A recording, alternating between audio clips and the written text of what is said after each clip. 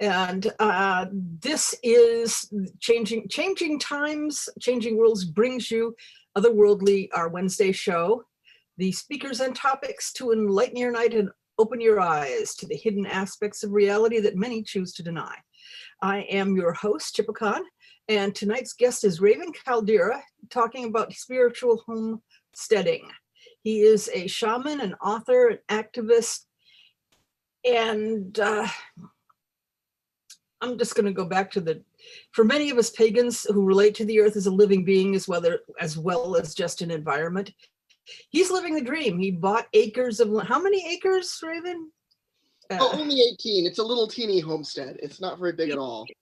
And he farms and raises animals, which also changes the equation, and as well as running classes and religious rituals.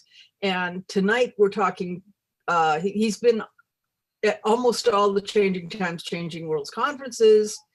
And he wrote the book EarthBound, Pagan Homesteading. And I loved the quote. He said, "I won't be glamorizing it," and which I expanded to. We'll be talking about dirt and blood and hard work, both of which are four-letter words. So he's a shaman and a farmer and a musician, and God knows how many books have you done, Raven? I'm up to 44 at this point. 40. With a couple more in the works. I don't stop. Well, you have to. And I would point out it's significant that you are a shaman. And in my experience, most pagans kind of get pushed around by the deities and beings they work with. But shaman especially are the bitches of their gods. So I'm not sure how much choice you've had about some of the parts of your life. So not a lot, but that's okay. That's okay. It's rewarding at any rate. It's kind of like taking monastic in a lot of ways. It's a vocation, it's a calling, and you don't get to say no to it. But at the same time, it can be really wonderful. And that actually is part of why I live out here is having my own land to work with in doing my shamanic work. And so this is where I'm going to kind of turn it loose on you, because I'm not sure if anybody in the audience right now in the live part is going to be those poor innocent people that I think we were once, that thought it would be wonderful to go out and live the Mother Earth News crunchy granola lifestyle, and then at some point you discover how much work it is. But it's a good thing. Mm-hmm. But you have to choose it. I loved, to be honest, milking at 6 in the morning when the temperature is 20 below, and we kept a hair dryer out there so we could warm up our hands, because sometimes your hands won't close to milk. But we liked it. You don't get somebody else to do that if that's not a choice they have made, I don't think. Yeah. We first moved, my wife and I first bought our farm in 1996. And in the 5 years leading up to that, we were living in the city, and I filled, there was an asphalted little backyard, and I filled it with pots of dirt, and grabbed a compost from the local horse farm outside of Boston, and just filled every trash picked restaurant bucket that I could find, and was basically fence to fence, covered the back in pots with growing vegetables and things. I wanted to garden that badly, and I wanted my own piece of land. And in the 5 years leading up to that, while we were getting our finances together to be able to look for land, and we were telling people what we wanted to do. We wanted to have a piece of land. We wanted to have a small homestead, and we wanted to to be able to do rituals and magical work, and let people use the land for rituals and magical work, and have like a tiny little camping retreat center for pagans and that sort of thing, and be able to do this without having to deal with public parks and doing it all decorated any way we want. And basically the pagans, we heard again and again, oh yeah, pagans all say they want to do that, but they never do. and we did. We actually did. And we have done different things at different times. We have done different amounts of farming, different amounts of gardening, different amounts of animal care, and different amounts of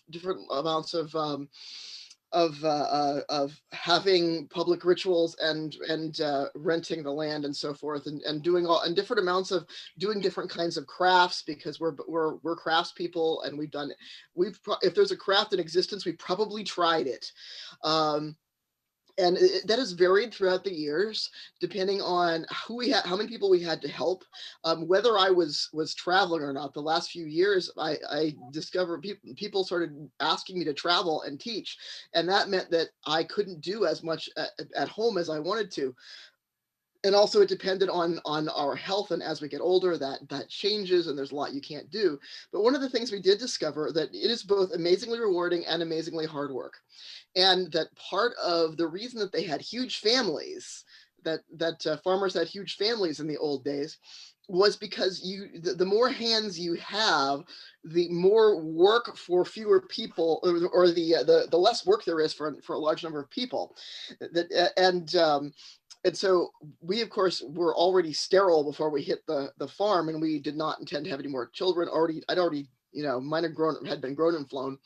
So basically what we ended up doing is saying, well, we'll just have housemates. And that too is tricky, because people have to be, people have to want to live there. And you can say things like, you can pay your rent in farm chores, and that sounds really great to people who first move in. They're like, oh yeah, we can do that.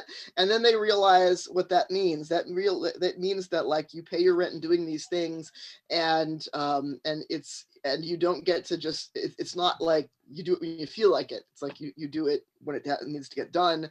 And a lot of it is outside work, and a lot of it is heavy work, or at least physical work. It's not sitting at a desk work. And after a while, people say, this is really not what I want. I want to go back to the city, and they leave. And we did gain, at least I have two partners now, and they both live with me, and we all do what we can. And we sort of lost our other housemate during the pandemic. Because she decided she'd rather quarantine with her girlfriend, and I couldn't blame her. But there are wonderful things about it. And to me, as a shaman, I started out as a witch, and I started out like a kitchen witch, a folk magic person. And I don't know if you ever called me a cunning man, it was that sort of thing, and an herbalist. And of course, one of the reasons I wanted land was to have a big ass herb garden where I could make my own medicines, because I'd been growing herbs and making medicines since I was in my late teens. And but it was in pots, or wild gathered. And I wanted woods where I could gather actual wild grown plants, and in a sustainable manner. And I wanted an herb garden, and I wanted a place where I could put in a labyrinth with standing stones, which I did, and where I could put up, god poles in my field, for shrines, for outdoor shrines, which I did. And also, I really feel like I wanted to be closer to the elements. And I don't mean like, and I don't necessarily say, oh yeah, you're closer to the elements. What that means is I'm closer to fire, because I learned to make fire with my own hands, and do that in all kinds of different weathers, including super cold, when it's like, you got to get this fire made right now, because that's your heat source. For the last few years, we have lived without central heating because our furnace died, and we haven't been able to afford to replace it. And we had to rebuild the chimney before you can think about replacing it. And we just got the chimney finished. We still can't afford to replace the furnace. So we have some electric heaters, and we have a wood stove, and we now have a fireplace, and we do the best we can. And I've learned to also outside, I've learned to make sacred fires with my own hands. And that's what brought me closer to fire. And you know, part of what brought me closer to water wasn't just being out, wasn't just being out in the rain and so forth and going to the ocean. It was also carrying water, you know, understanding how important it is to have to carry water in all weathers and have to melt it for the animals sometimes. And I understand being out in all weathers. That really helped me to become closer to the element of air, being closer to the sky, to be watching the sky for weather, because it was crucial to know, you know, do I need to irrigate or is it going to rain?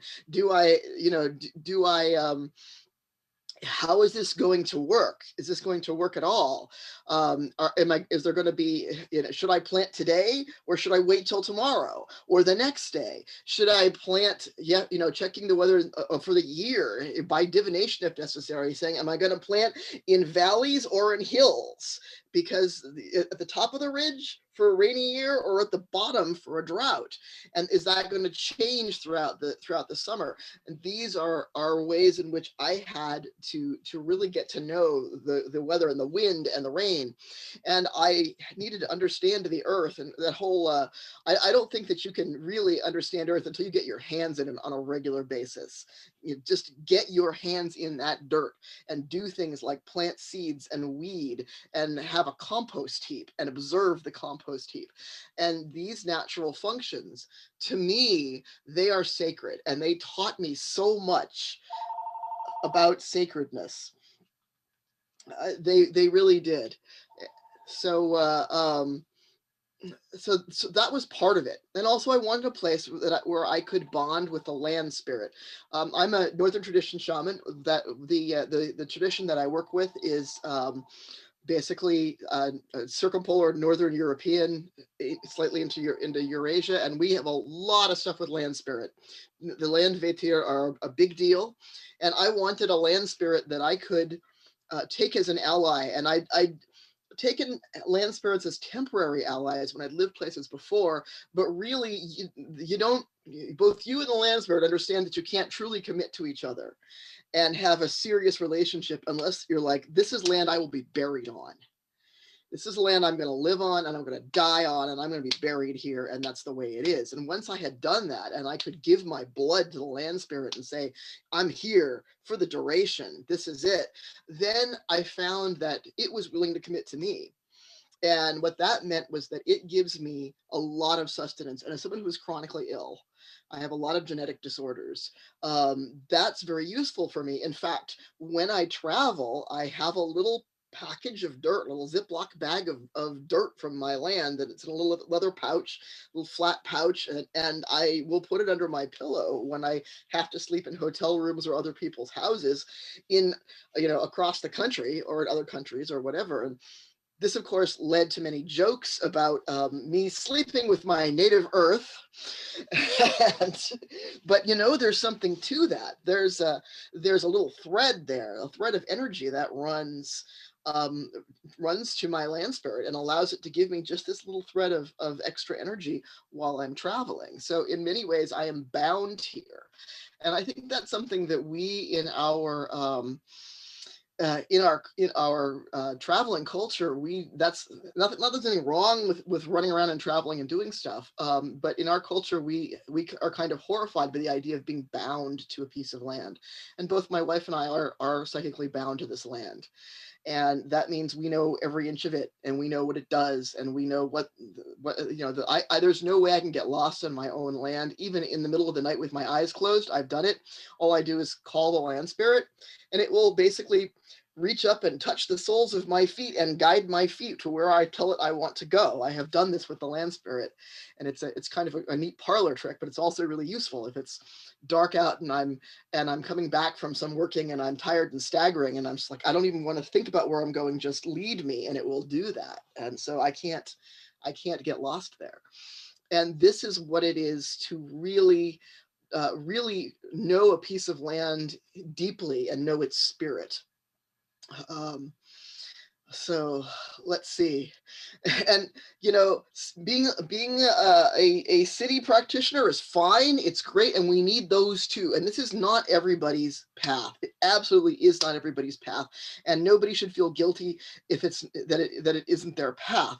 Although it is really great, I gotta say, it's really great if you want to spend some time doing that and not actually have to have a place and be bound to the land and all that sort of thing. What you can do is you can go find people who do this, and you can go and help them weed their garden. You know, you can go and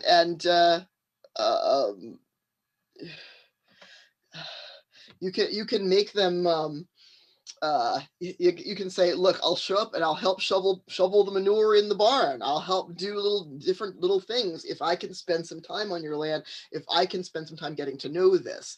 And that way it can be kind of an auxiliary kind of sort of thing. And by the way, as I'm talking, if people have questions or they have comments or anything or topics they'd specifically like me to cover, please put them in the chat. In fact, I'm going to get the chat up right now. There we go. No. Fine. My chat's misbehaving. I'll stick you over here. There we go. Anyway, so one of the things that really changed for me was the Wheel of the Year. Now, not everybody works with the Wheel of the Year. That's okay. Like I said, I did start out a witch many years ago when I was first recruited by my first boyfriend at the age of 14.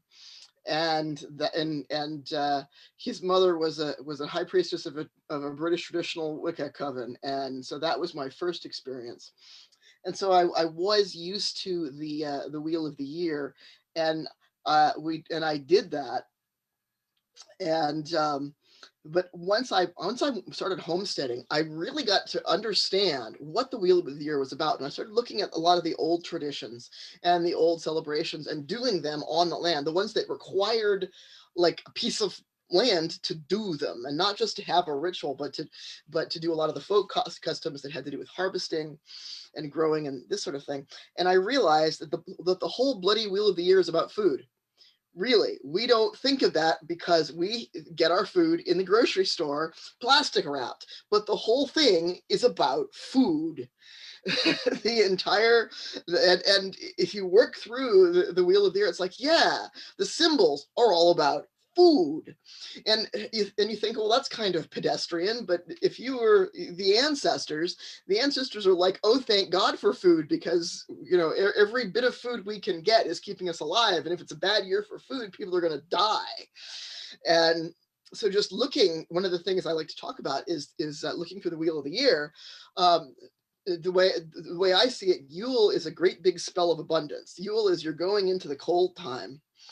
And granted, the Wheel of the Year is mostly British, and where I live, actually, it's more like Scandinavia in terms of its climate. But still, anyway, Yule, you're going into that cold time, and you do this spell of abundance. You have this last big feast because you don't know whether people are going to make it through the winter, and whether there's going to be enough. So you have a feast where you're pretending there's enough, and you're hoping there's enough, and you're just casting that spell.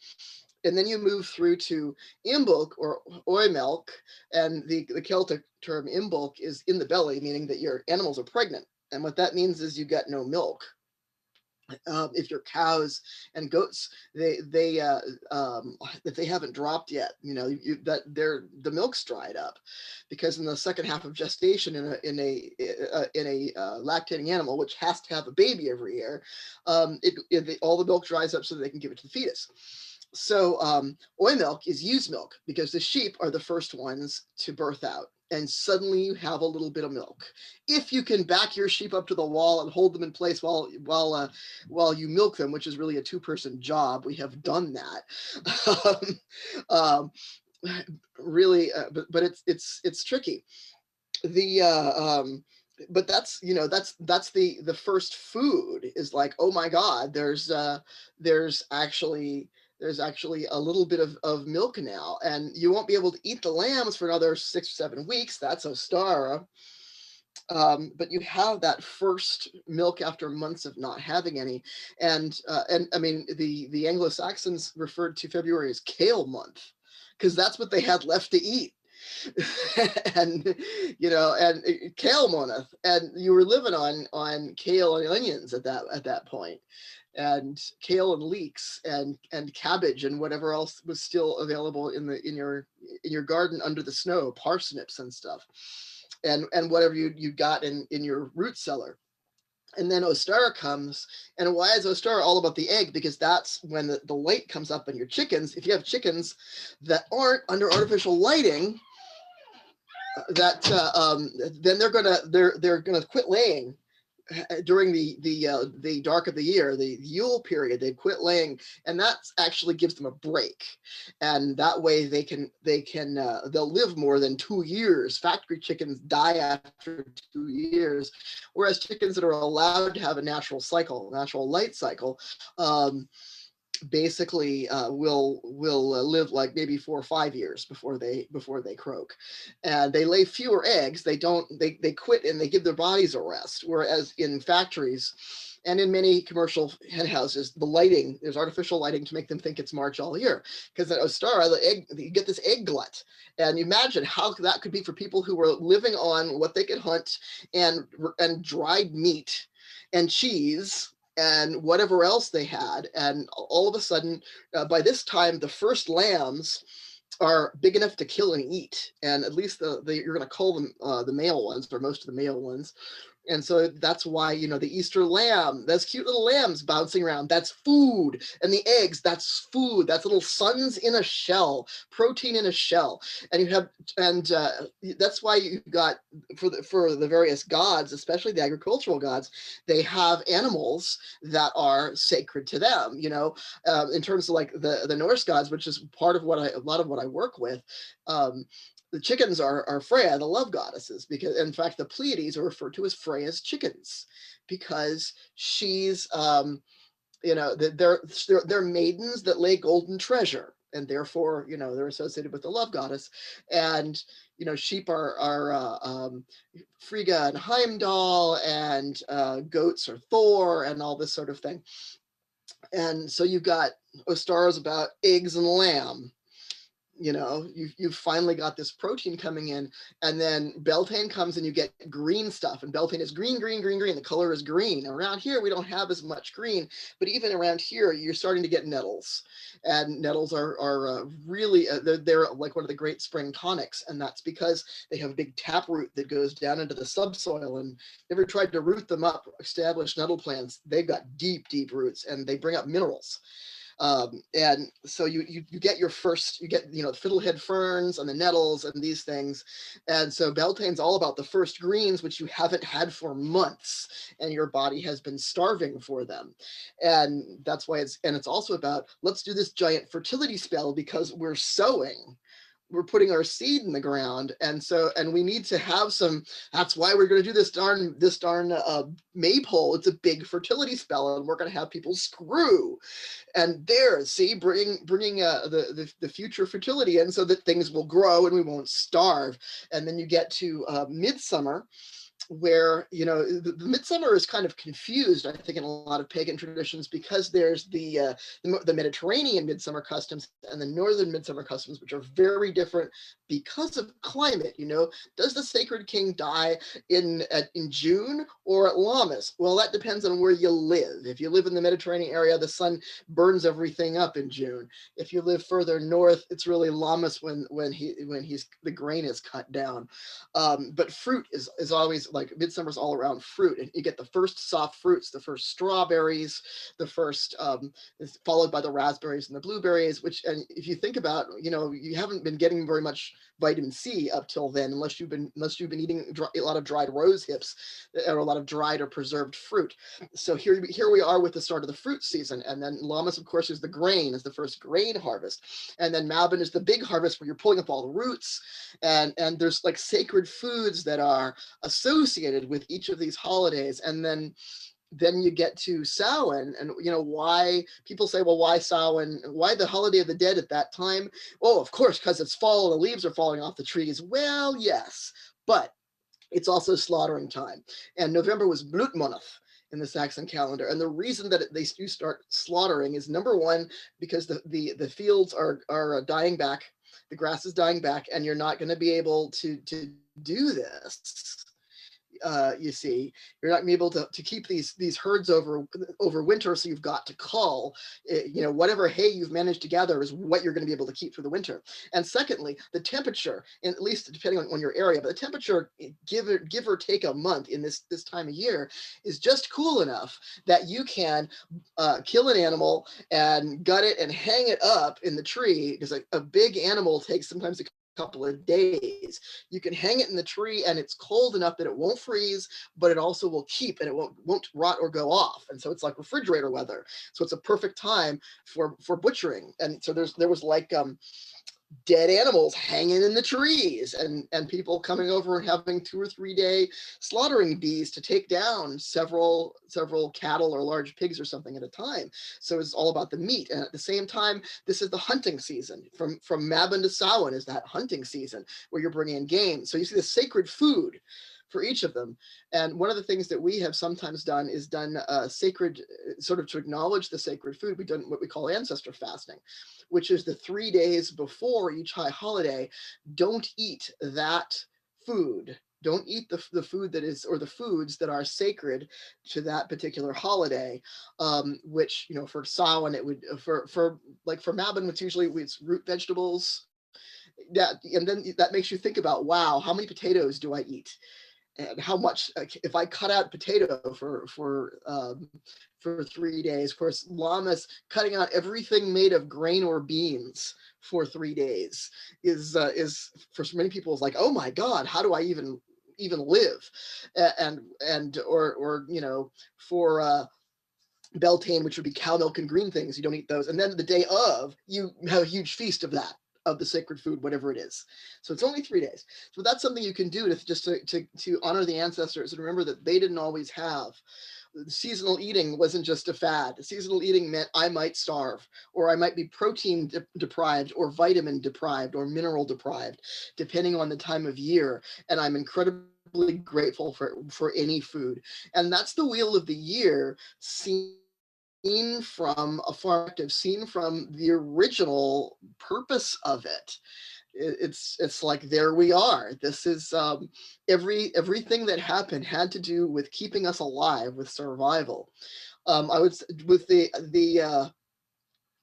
I'd also throw in trees. You know, everybody's like, oh, the green man. Yeah, people were pretty dependent on trees, because what did trees make? They were your firewood. They were your house. They were your furniture. They were everything. They were all the things that you made, and so forth. And as my internet connection is unstable, so if I go in and out, folks, I'm sorry about that. I'm aware it's unstable. So this is something I think that folks who are detached from this cycle, they don't understand what it is that they're celebrating and what it really means. And I'm also completely for people who are like, screw the wheel of the year. That's not, I live somewhere where that doesn't even fit. You know, I live in New Mexico. This is not working for me. Although I know some New Mexico comedics who are like, we live near the Great River in the desert. Ha ha, you know, it works for us. And we got a question. We got a question in the chat. What would you suggest for those of us who live on a small amount of city land? And how can I make my container garden and the green do I have happy? And how do I connect with the green that I mostly planted? And I'm used to connecting with nature that's already there. And I'm going to suggest urban primitive. I haven't got a link there, but if I can get one, I'll put it up. Yeah, there's some stuff in there about that. That's more about dealing with sea magic. This, in terms of connecting with green stuff, I mean, I did that. The name of my farm is Cauldron Farm because I moved like 300 pots of vegetables.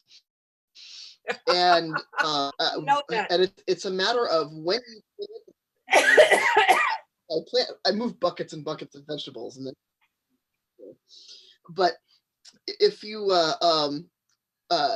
when you plant the seeds, make it a sacred thing. When you plant the seeds, say, like my ancestors, I am planting seeds, and plant wishes with the seeds. Like, as these seeds grow, so may my good fortune grow. So may my health grow, my family's health grow, and all these things. And then you're invested. then you're like, yeah, okay. Then you're invested in the way that your ancestors were invested. And you can also, there are agricultural gods in just about every cosmology because everybody needed food. That's the way of it. And even if your garden consists of like 6 pots with some herbs and a veggie, that's okay. You can indeed ask them for their blessing. One of the things that I'll do is I'll in the first seeds that go into my garden are usually peas, but sometimes it's spinach. I will plant seeds the first week or so that I'm planting. I'll plant a berkana, which is the root of growth, and I'll plant a yera, which is the root of harvest, and I'll make the seeds literally in that shape. And that's something you can do in a large pot. Is you can make make runes, make a berkana and or a yera with seeds, and so they'll literally grow up in that shape. And that can be, you know, growth for the year, a good harvest, whatever that means. And this is a matter of taking the rest of your life, the fortune in your life, whether that's the money you make, the luck you get, the good things that you find on the street, whatever it is, and linking that to these seeds I plant. And then at the same time, spending a fair amount of time out in the wild green is really important. And also, if you really feel like you need to, one thing you can do to bring farm energy, magical farm energy home is go to a farm and help out and take some dirt. You know, ask if you could have a little packet of dirt from the farm, and take it a little packet of dirt from their garden and bring it home and put that in your pots before you plant or after you've planted or something like that, and sort of bring that energy to your home. You probably also bring weeds with you, but that's okay. Those can be weeded out, and weeding is part of the deal, part of learning to deal with it. And in fact, there's a we talk about farms or about farming or agriculture or homesteading as being about life, but frankly, I think it's as much about death as it is about life. Certainly, since I've moved out here and done this, I have faced down a lot of death, you know, and not just, it's become clear to me that every single weed I pull up, I'm killing something and tossing it onto the compost heap. I have had animals die for reasons I couldn't even figure out. Livestock, sheep, born looking for a way to die. Let me tell you, I have had them. I have had animals attacked and eaten by wild animals who, you know, we back up on a nature preserve, on conservation land, which is wonderful. But it also means that the critters whose habitat is being squished, is being definitely eroded away over time, they're going to come on my land and they're going to make a go for my baby chickens. And that has happened, that they have murdered lots of my animals, and we keep fixing the holes and making things tighter. We don't free range any poultry. We can't free range any poultry. They would be gone in 2 days. You know, that's we can barely keep barn cats because they get eaten. And this is something that you know, and a lot of pagans have said to me, well, you can just talk to the animal spirit. And you're a shaman, you should be able to talk to the animal spirit and tell them not to come. Like, yeah, I tried that the first year when we had fisher cats, which are like 3-foot weasels. And I talked to Weasel Spirit, and Weasel Spirit laughed in my face and said, my children need to eat, fuck you. And, you know, so just because you can talk to an animal spirit, which I know I can do, doesn't mean they're going to do what you say. Doesn't mean they're going to listen to you. And I've thrown all kinds of, you know, guts and everything from butchering out in the woods and said, please, please, forest spirits, take these and not my critters. And sometimes they do, and sometimes they don't, because they don't have to do what I say. Also, I do my own butchering, which a lot of people are horrified by.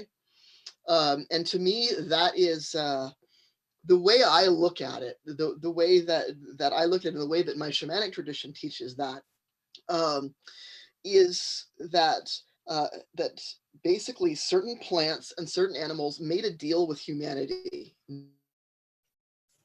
made a sacred pact, and that we will be the ones to propagate them and we will protect them from predators, the predators for them, and that is the deal they made. And when I would talk to like the ancestral, like I work with a lot of plant spirits. Mostly I work with herb spirits, but occasionally I run into plants that are also edible, and I find that the ones like grains and beans and some vegetables and so forth. While herbs, you refer to them as like grandmother hyssop or grandfather plantain or something like that. The ones that have made pacts with us, they want to be called father and mother. It's like father wheat and mother pea, and this kind of thing, because they're like, we have been your parents. We have made your bodies for generation after generation. And the same with livestock animals. And what's our end of that deal? Our end of that deal is to treat them as kindly as possible, which means that a lot of commercial agriculture breaks that deal. And normally the way that they would have to fight back is to die on us. But by feeding them a lot of antibiotics and attempting to control that, we sort of push them out. We sort of force them to hold up their end of the bargain while we don't hold up theirs. So to me, it's very important to know where my meat was, how my meat lived and where it was slaughtered. We still keep chickens and rabbits right now. We aren't keeping, we kept sheep and goats for years and years, and I milked the goats and I butchered the kids and the lambs, and I made a sacred thing of it. And that meant that I had to be in a certain headspace. And I discovered that I can do about 2 chickens or 2 rabbits or 1 4-legged a day with a couple of days in between. And if I tried to do more than that in a day, I would lose that reverent headspace. I had to come at it with a headspace of gratitude, of like, I thank you so much for this, and being kind to them if possible, making sure that they die quickly and cleanly, and then making as much use of all the meat as possible, and use the hide if you can. I would make I would give the hooves to a friend of mine who would, boil them out and use the pastern bones to make runes and make rattles out of the hooves, and the skulls got hung up on my property. We have a cage on an ant mound that is dedicated to some of the gods of rot, and we put skulls and bones in there, and the ants clean out the skulls, and then we can hang them up. And people say, and your daughter used the chicken heads as puppets. Yeah, that was kind of a funny story. My daughter, when my daughter was a kid, I was a little worried when we went to the farm, and I was like, how is she going to take it? She was not a sensitive child. She was more like Wednesday Addams. That was my daughter. She still is kind of like Wednesday Addams, only in her 30s now. So the first time we got chickens, and then they were big enough to start eating the roosters, and we killed the first 2 young cockerels, and the heads, I think she was maybe, I don't know, she was like 9 or something like that. And she looked at the 2 severed heads laying on the stump, and she said, can I touch them? And I said, go get gloves in the house. We have rubber gloves for all kinds of dirty tasks. So she went in, put rubber gloves on, came back out, picked them up. And I was like, how's she going to handle this? And she stuck her fingers up into the skin of their severed necks and started making them talk to each other as finger puppets. And I said, thank God there's no DSS workers standing around watching this, because they would be horrified. But I was like, yes, I raised my child not to be afraid of death, but to understand that this is, my homesteading butchering story is similar. When we decided to get animals, we started by going over to the local farmer who had turkeys, and had my daughter pick, one of the youngest in kindergarten, pick the turkey. And people tell you turkeys are stupid. They do not tell you turkeys are friendly. Turkeys love people, and they follow you around, and they say, come on, turkey, and the turkey follows you right up to where you're going to kill them. And so the chopped the turkey's head off and hauled him up and started. He had a big plucking machine, and she started to cry, and I was like, uh-oh, we may have a problem. And I said, what's the matter? And she said, I know, we were going to take it home and kill it ourselves. So kids can deal a lot better than we expect. Yeah. And it depends on the child too, but Yes. and if you don't want to eat meat, you don't have to eat meat. But I really think it's important that if you eat meat, you are not in denial about where it comes from, and that there are sacred ways to do this. And if nothing else, that people bother to patronize locally grown organic meat, meat that was raised well and had a good life, and that you could go there. I don't raise pigs, but I will go to the place where I buy my pig meat from, which is in the next town, and I can go and see the pigs, and I know how they're running around in the woods, and I know how they're kept, and so I know where this meat came from. And so this is important to me, and it's important to me that I kill and eat at least some of my meat, and that I do it correctly, and that I do it with a spirit of gratitude. And that to me, meat and leather are sacred things, and bone products are sacred things. And being able, sometimes you have to, I don't have a lot of money, and sometimes we have to resort to unhappy meat, but it's a matter of then, well, I bless the spirit of this animal who probably didn't live a very good life, but I bless the spirit of this animal, and I pray that it goes on to a life where it lives a better life. And I don't necessarily mean being, a higher sort of being. We have this idea that like everyone's supposed to all creatures are supposed to strive to be human, and that's not necessarily the case. If you want to come back as another cow, maybe come back as a cow or come back as a pig to people like the people at the herb farm where I get my pork. May you be somewhere good. May you live a good life. And I think it's important to have that link, and it's important to and I will do. Okay, this is people are going to be like, we teach my partner Josh and I teach a class called Sacred Meat and Leather, where we talk about this, and that I have done butchering where I dedicate it to gods, which basically is animal sacrifice in the sense that I was going to kill that animal and eat it anyway. But I am giving the act of doing this to the gods, and so it's like this is, and nearly all gods want you to then eat the food. There are a few who are like, no, I want that all myself, burn it for me, but most of them they want you to then share in this food and eat this because it's been blessed. And you can't, if you're going to do that, you have to do it correctly. You have to do it right. You can't do it in a mechanical way. It's like, who cares about this thing? I'm just killing it. No, you have to say, this is John Barleycorn. Just as when I will go pull plants up by the roots that I intend to eat, this is John Barleycorn that is feeding me. And people who I work with a lot of plant spirits, and that's one of the reasons that I'm not a vegetarian. Is the plant spirits told me that I couldn't be a vegetarian because they didn't want to see me. This is not everybody's road, okay? It was just what they told me to do. Spirits tell different people different things, but they didn't want to see me privileging animals over plants, and they knew I was going to eat plants, and the plant spirits really resented the idea that people are like, oh, you mustn't kill animals, but it's okay to kill plants because they're not really alive. They are very much alive. And I talk to plants. And you can. I'm sorry, go ahead. What did you say? No, I just said, and I talk to them too. Yeah. Part of why I wanted a big herb garden was so that I could have conversations with the plants that I was growing for medicine, and I could find out which the plant spirits wanted to work with, and which of them didn't. And like all spirits and all people, some you'll have a real strong affinity to, and if you talk to any herbalist, you'll say like, what are the 10 plants that you love and that love you, and they'll list them right off. These are my top 10 plants, and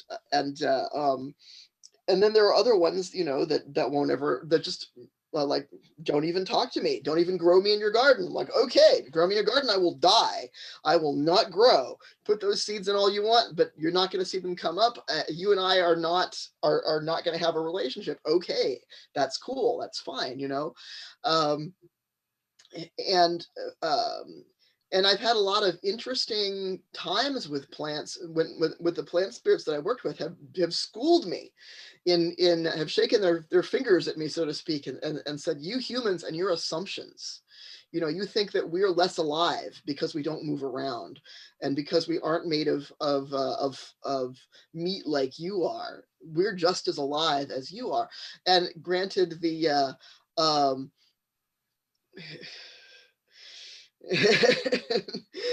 I granted the I'm just reading the comments here. Okay, definitely. All right. Definitely. They've yelled, the plants spirits have yelled at me about this idea that there's a division between medicinal plants and food plants, and that there's two separate categories. And they're like, all food is medicine. What's your problem?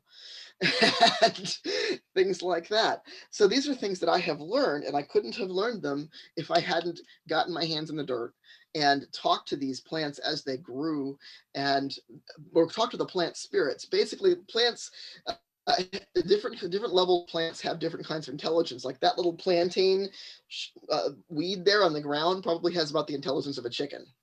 That tree has an intelligence that is more on the level of a human, but just that little chicken smart plantain there is a way I can get hold of Grandfather Plantain, who is very intelligent and knows a lot, and it's not human and has its own agenda, but it's a way of working with the grandfather spirits of both animals and plants. And you think of, people talk about, oh, totem animals, and they all want like bear and wolf and panther and these, and nobody wants livestock animals. Nobody wants plants. Nobody wants cockroach.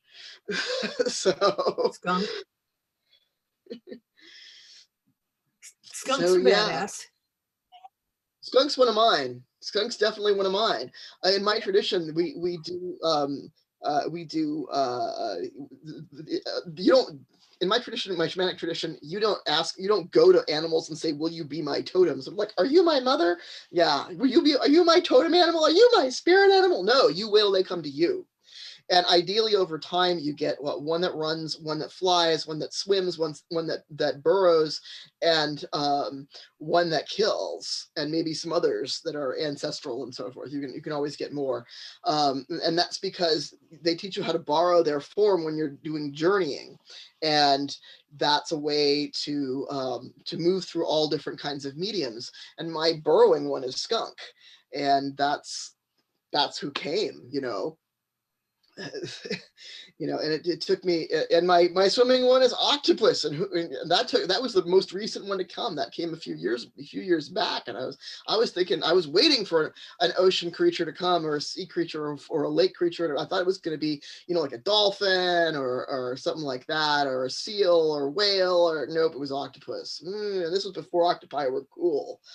Octopus are cool. They're like incredible. Yeah, but nobody knew that 10 years ago, But plants, definitely, they've hooked plants up to EEGs and done all kinds of stuff with them, and plants can talk to you. They're pretty they're there, and they will, and the plant spirits will I want to, people say, oh, allies. Yeah, allies, but sometimes they get to be like your family. Like Grandmother Elder is extremely protective of me. She's the sacred plant of my patron goddess, one of the sacred plants of my patron goddess, and also she's a sacred plant of another goddess that I work with, and so for whatever reason, she's basically one of the guardians around my property. And I have lupus, and I'm not supposed to be out in the sun for long periods of time, and when I'm in a bad way, not at all. And I have to walk by to get to the barn. I got to walk by like 2 or 3 elder bushes, American elders, as opposed to European elders, which are trees. These are large shrubs. And Grandma Elder would be there, and she's this very stern lady with the white lace and everything, and she just will just sort of look at me and say, you should go inside. And I'm like, I'm doing stuff. She's like, you should go inside, in that total that is like, you know, your spirit ally is telling you to get your ass in, or they're going to be pissed at you. So it's like, okay, grandmother, I will go inside. Yes, ma'am. Do you have any advice for people who are looking into it? What they should know before they buy, or what they should look for? I look for Two things. good water source. Read everything you can. Number one, a couple of things. Number one, read everything you can. Number two, intern. Go to a farm, and ideally a farm in the kind of ecosystem that you're looking at. If you're looking to farm in in Arizona, don't intern in Montana, that sort of thing. And actually stay an intern for a while. So, or you don't necessarily have to live there, but be there a lot, and be there for periods of time and learn what it's like. Actually stay there and learn what it's like to do this. I did intern on a couple of homesteads, before, just for short periods of time before we bought this, and that was super useful. Also, read everything you can. I put out a book called EarthBound. It's if you go to asphodelpress.com. I'm going to put that in there right now. I put the link up. I'll put it up again. Okay, to the book EarthBound. Then it's got a chapter. It's an ebook, so you can get it as a download, and it's so huge. It's like a 500-page full color book. So I couldn't really do it. I couldn't print it self-publishing, so it's an ebook. But there's a whole chapter that's nothing more than books on this subject. Like, here's my favorite reading list. Go for it. Read all these books at the same time that you're actually going places and doing this, and spending time. Like, go to your local CSA if there's a CSA in your area, and offer to put in volunteer time working on their gardens, and then you'll learn how to do organic gardening. So go to somebody who does raise their own animals and say, at butchering time, I want to learn how to do this. Can you show me how to clean a chicken? Can you show me how to kill a rabbit, or something like that? Can I help with this? Get your hands dirty in whatever ways you can, so you can gather enough skills. And also, that will give you a really good idea of how much work it is and how many people you're going to need to do it. And be realistic about what each human being can do, and also be realistic about, am I living here till I'm old? What about when I get decrepit? What about if I get decrepit earlier than I thought I would? What's going to happen? How am I going to make this work? How am I going to get people in to help with this stuff? Am I going to just do it for a few years and then have to give it up? Who am I going to leave this land to? That's another thing. Mine is in trust. And it's basically going to go to my pagan church, because it's holy ground, it's sacred land. There's a labyrinth and standing stones and so forth. It's an outdoor temple. But it's a question of what's going to happen. I see little farms all around me they get sold to developers because the kids or grandkids who inherited them don't want to be there, and they sell the land, and they get split up and becomes McMansions or condos or something like that. So it's like, what's going to happen to your land? Who's going to work it when you get older, and who's going to do anything with it when you're dead? And especially if you're using it for spiritual purposes, that does something to the land. Are you just going to let it be sold for someone to put suburban trash houses on and cut up? So these are questions to ask.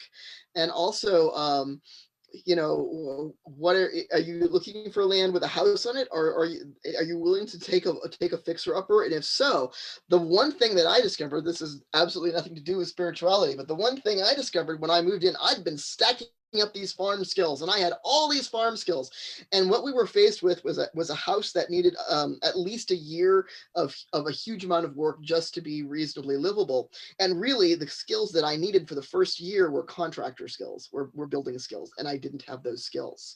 I needed to be able to do carpentry and put up drywall. I learned how to do drywall. I'm still not great at carpentry, but we learned in a hurry how to build things, and that was something. There's a huge amount of building that has to go on on a homestead, and then you don't think about that. You think, oh yeah, I'm going to learn how to organically garden. Yeah, and what are you gonna do when you need to build this or build that, or you need to build the compost bin or the fencing, or you need to deal with the fact that that your roof is leaking, or something like that. And those are useful skills also that it's worth learning, is building skills. And in the early phases, they will come in super handy, especially if it means that you can get a house that is that needs a whole lot of work, and you could do a lot of the work yourself. Oh, Raven, I would like you to share how you got your little tractor story. Oh, yes. You prayed for, Yes, you requested it. yeah, we couldn't, when we first moved to that place, we had no money at all. Everything we'd had gone for the down payment, like everything. And we had my wife had quit her job and hadn't found another one yet, and we were really close to destitute, and we really wanted a small tractor. And we were looking in the want ads before the era of Craigslist. It was the want ads at that point, and there were little farm tractors for sale for around $500.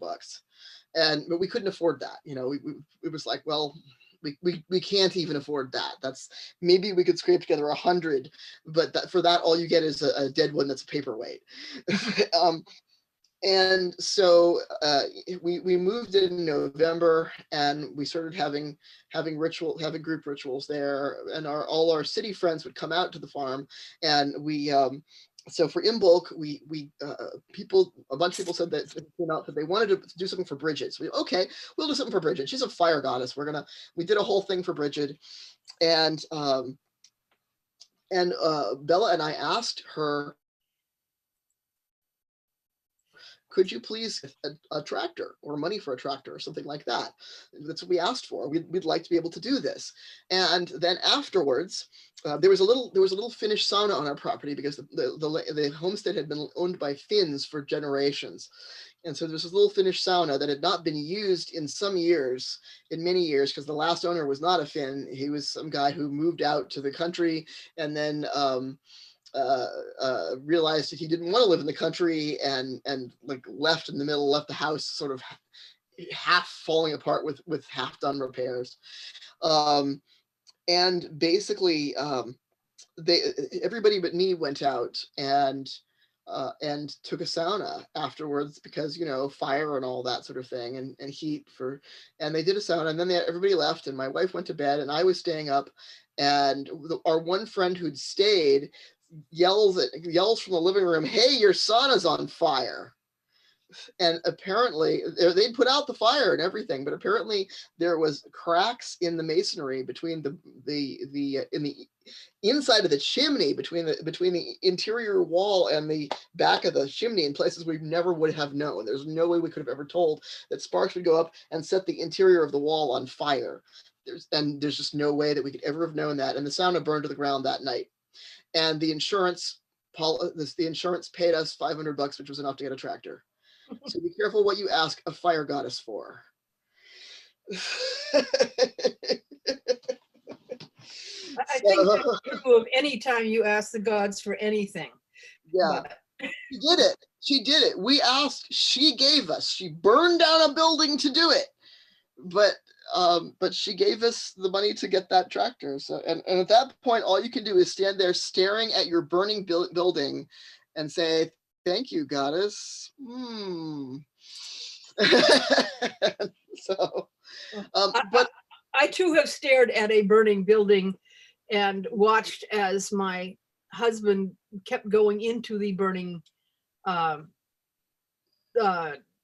barn and tossing out chickens so they wouldn't, because you can't let them burn, but on the other hand, you don't want your husband to go in and burn either. So there is that point at which you at what point do you let the animals burn?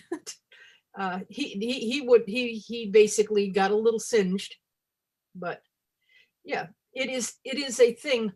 One thing I will say is insulation is a wonderful thing. You do not need necessarily to have the heat lamps on the baby animals.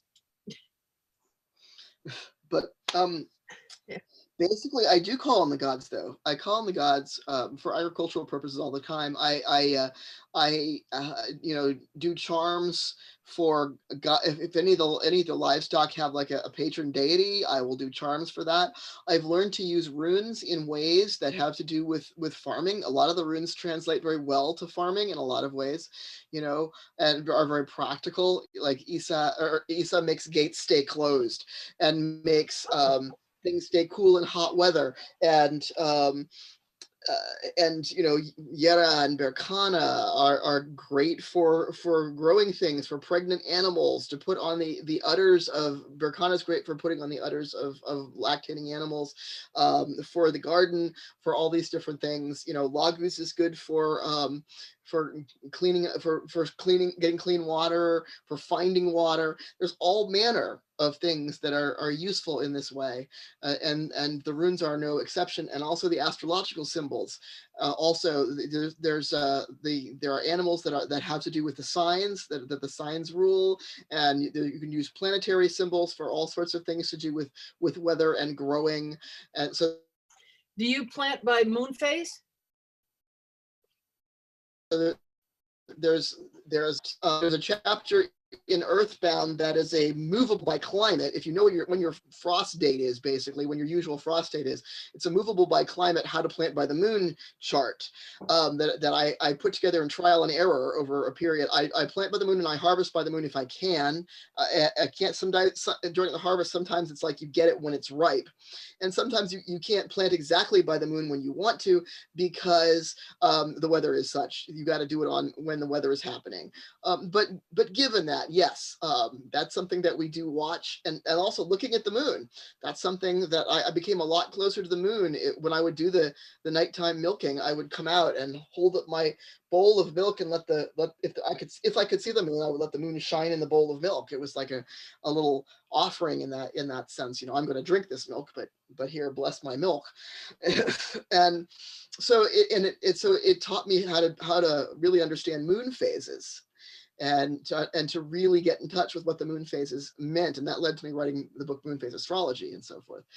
So you don't have to do this in order to bond with the natural world, but if you're going to do this, it's kind of a fast course in bonding with the natural world, and also in understanding our ancestral gods, wherever they came from, because wherever they came from, they did a lot of the same things. People prayed to them for a lot of the same things because people needed a lot of the same things. Okay, I had another question before we came on. I always try and make a list and usually get about half of them. How do you got advice on introducing yourself to the spirits of the land when you come to a new place?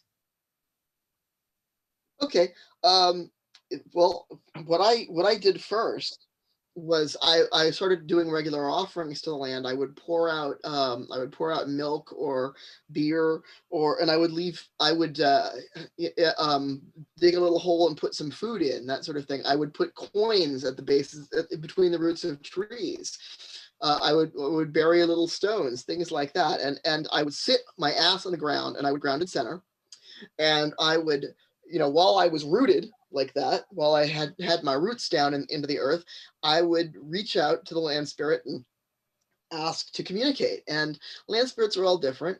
Some of them are so unused to dealing with humans that they're like, it'll take a while for them to even notice or to even believe that you're doing this. Like, who are you and what are you and why are you talking to me? And then once I had gotten its attention, I had to ask it, well, what do you like? And there's a lot of things that it likes, and really the offerings that it likes offerings of sex, and that's my fault. I gave it a taste for that, and it likes offerings of love. It likes it when I'll just I'll sit down and put my hand on the ground, and I'll just shoot it some loving energy. It loves that. That's like candy for it. That's sort of like, yes, you are my land spirit and I love you. And it sort of turns into a big dog and rolls in its back and waves its paws, so to speak, in a metaphorical level. And land spirit's very protective, you know, and it can be careful what you ask for, because if somebody becomes even mock violent at you on your, like outside on your land, it might do something to them. Somebody tried to do something as a joke. They were just being being an idiot with it. They picked up one of the spears and waved it at my wife, and later said the land rose up and knocked me down and tore all the ligaments in my knee. And so it's like, yeah, it's like, you are attempting to harm one of my people. I was just kidding. No, it doesn't know that. But that's how you start, is just do that communing and understand that some land spirits, occasionally you get a land spirit that it has like a human aspect to it. Generally, when that's the case, what happens is that land spirit is actually part human, and that some human soul was so bonded to the land. Often these are Native Americans, that they like Native American offerings, that they, when they died, they kind of sank into the land and bonded with the land spirit. But most land spirits are like mine. They talk in images. They're not human. My land spirit has a name that's several images long, and the first one is these little purple flowers that grow on my land, and the second one is a big rock. You know, and it's like that, and it just communicates in images and feelings, really.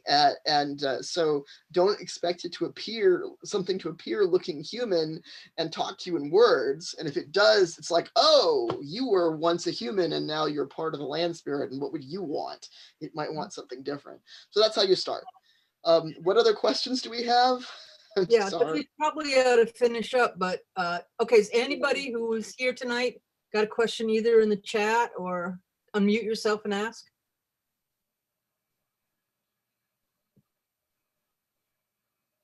And yes, say hi to Corwin for me. Say hi to my little brother who's out in Seattle. Well, how do you do the desert? Talk to people who live in the desert. You know, there are people who have bonded with the desert. It's still got land spirits. It's still got plants. They're just different plants. You know, it's still, you can still talk to the land spirit. You can still talk to the plants and the plant spirits, and you can do this. This is it's not, the ecosystem may be different, but ecosystems have much the same thing. You know, talk to the spirits of the local animals that are in your desert, the little lizards and things like that. Also, if you really want to be like authentic pagan or something, you can always work with, like I was saying, I know people who live down in like New Mexico and are Kemetic pagans, meaning they work with Egyptian deities. You want to talk to God, to like Western gods who understand desert, talk to the Egyptian deities. They know all about desert. They can help you out. That sort of thing. My property, and I have lupus, and I'm not supposed to be out in the sun for long periods of time. I'm doing myself. Is there a reason for that? Like Western gods who understand desert, talk to the Egyptian deities. They know all about desert. They can help you out. That sort of thing. Like my property, and I have lupus, and I'm not supposed to be out in the sun. I'm hearing a loop going on. I don't know who is unmuted and is playing things in a loop that are being recorded in a loop. But anyway, let's see. Somebody says, I've heard that like we in wet areas do raised beds, they do sunken beds, which help keep the plants cooler. Yes, it's also like planting in ditches instead of in, you know, in higher beds and things like that. That works. All right, we are at like 9:21, I think. When is our finish? So we should get off. So okay. Thank you all for having me. If you have specific spirits of the local animals, and if you have specific questions, I think when is our finish? That's me. I'm trying to turn it off. I don't. I don't know. How do I turn it off? Anyway. Yeah. Stop. There we go. I got it. I found the right button. But you can email me if you go to ravencaldera.org. My email's there. My email is cauldronfarm@hotmail, and definitely, you know, the my book EarthBound does not give you all the homesteading how-tos. It gives you how to do this as a pagan. how to do these crafts, these homesteading crafts in a pagan way, how to do gardening in a pagan way, how to raise livestock in a pagan way. The chapter on with the book list is where you get all the how to actually do all the stuff detail by detail. And there's a lot of other books that have come out since. There's a lot of other wonderful websites and wonderful discussion groups. There's tons of information, but really go and try it yourself extensively before you go and run out and buy land and do this. So definitely experiment first. All right, thank you all, and Thank you. have a good night. Thanks Have for a coming good night. on. Bye, everybody. Sorry about the tech difficulties. Bye, Chipikan. Oh, Bye. and Corwin says hi too. Well, yeah, hi, Corwin. So